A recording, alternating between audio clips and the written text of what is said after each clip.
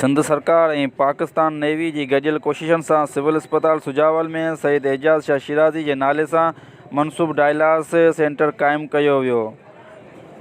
एजाज़ शाह शिराज़ी जे नाले सां मनसूब dialysis centre क़ाइमु कयो वियो। MNA सैयद अयाज़ अली शाह शिराज़ी ऐं पाक नेवी सुजावल जे commander Syed Faisal Ali Shah dialysis centre जो इफ़्तिताह कयो।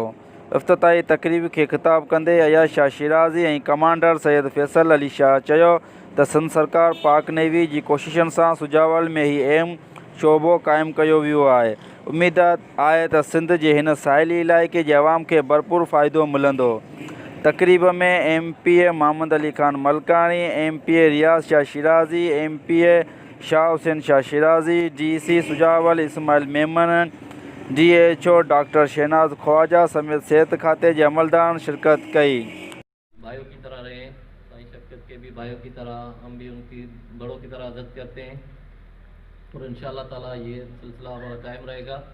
वो हमारा एक ही घर है और इंशाअल्लाह हमेशा वो हमारा एक ही घर रहेगा। MPA साहिबान, DC सजावल, DHO साहिबा,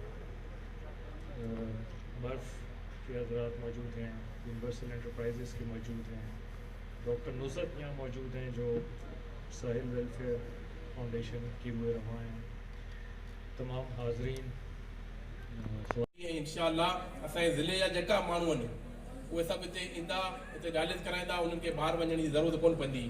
अल्लाह पाक खे उमेद आहे हीउ सिलसिलो हलंदो ऐं ख़िदमतूं इंशाअल्लाह असां। रिपोर्ट राज पठान, शाहीन न्यूज़ सुजावल।